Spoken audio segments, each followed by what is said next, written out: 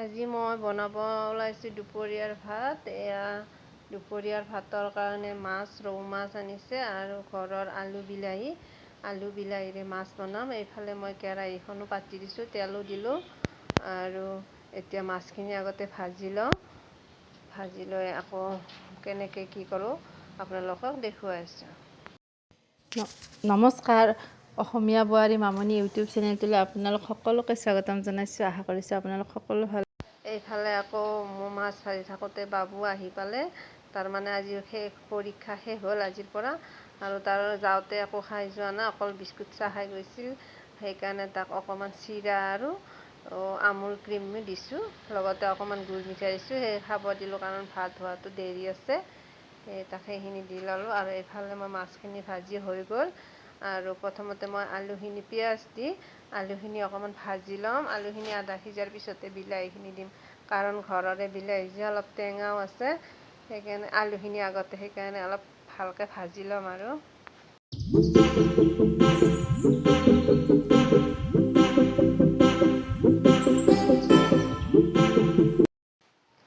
এইফালে আলুখিনিও ভাজি হৈ গ'ল। তাত মই নিমখ, হালধি আৰু জিৰা গুড়ি, আদা নহৰু এইখিনি দিলোঁ। এতিয়া আকৌ বিলাহীখিনি দিলোঁ। বিলাহীখিনি দি অকণমান সময় ভাজি ল'ম। বিলাহীখিনি গলি যোৱাৰ পিছতে আকৌ মই ইয়াতে পানী দিম।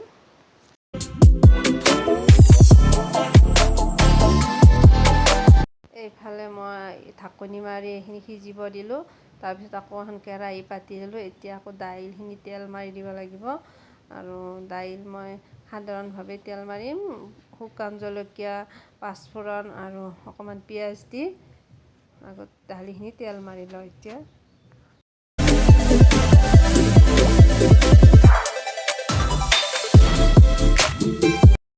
আমাৰ ঘৰত মানে মাছ মাংস থাকিলেও মানে দালিটো লাগিবই। মানে দেউতা আৰু বাবুই মানে দালি নহ'লে মানে ভাত খাবই নিবিচাৰে। সিহঁতক মানে মাছ মাংস থাকিলেও দালিটো লাগে। সেইকাৰণে দালি সদায় বনাবই লাগে। আৰু কেতিয়াবা দুপৰীয়া থাকিলে ৰাতি যদি বেছিকৈ ৰৈ যায়, সেই ৰাতি নবনালেও হয়। মাছ মাংস আনিলে কিন্তু দুপৰীয়া বনাবই লাগে।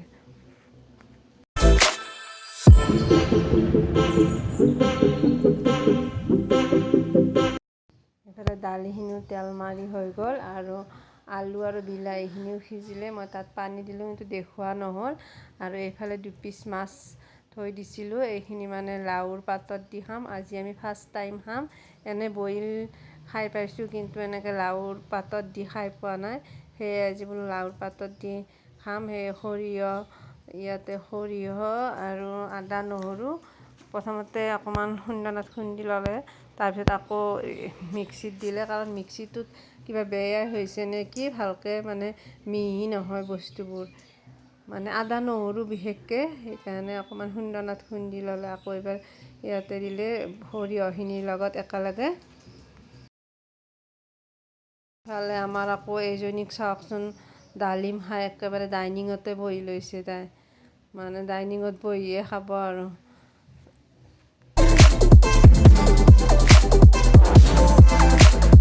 এইফালে আকৌ পম্পী মাছ পাতত দিয়াখিনি মানে যোগাৰ কৰি আছে। মই দালি আৰু বিলাহী আলু হ'লে মোৰ, আৰু জাতিলাওৰ খাৰ বনাইছোঁ। এইখিনি মোৰ হ'লে, আৰু এইখিনি তাই মানে যোগাৰ কৰি আছে। এতিয়া তাই বনাব এইখিনি।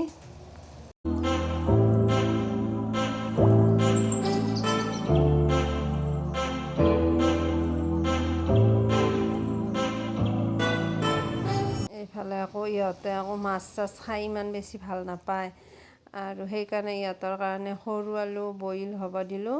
সৰু আলুখিনি মানে বইল কৰি অলপমান ভাজি দিলেই হ'ব, আৰু ইহঁতে খাই বৰ ভাল পায় তেনেকৈ। সেয়ে আকৌ দেৰিকৈ হ'লেও সৰু আলুকেইটা বইল হ'ব দিলোঁ। এনে বাকী ভাত আঞ্জা হ'লেই, বাকীখিনি আছে। আৰু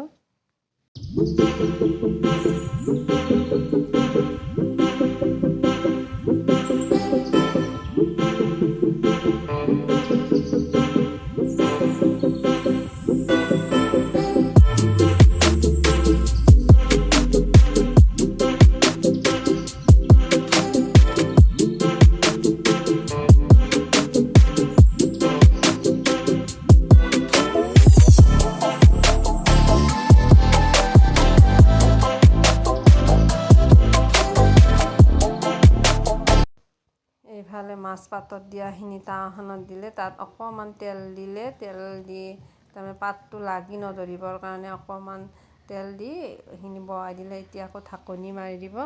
আৰু এইফালে মই পিঁয়াজ ভাজিছোঁ সৰু আলুৰ কাৰণে। এনেকৈ সৰু আলু ভাজি খাই মানে বৰ ভাল লাগে। আজি আমাৰ দুপৰীয়াৰ ভাত সাঁজ এনেকৈ ৰেডি হৈ গ'ল আৰু খাবলৈও বৰ সোৱাদ লগা হৈছিল। বিশেষকৈ মাছ পাতত দিয়াখিনি খাই ভালে লাগিছে। আপোনালোকেও কেতিয়াবা খাবচোন যদি খাই পোৱা নাই। আৰু যদি মোৰ ভিডিঅ'টো চাই ভাল পায় তেতিয়াহ'লে মোৰ ভিডিঅ'টো লাইক, কমেণ্ট আৰু ছাবস্ক্ৰাইব কৰি দিব। আৰু আজিলৈ আহিলোঁ, ধন্যবাদ সকলোকে। Bye bye.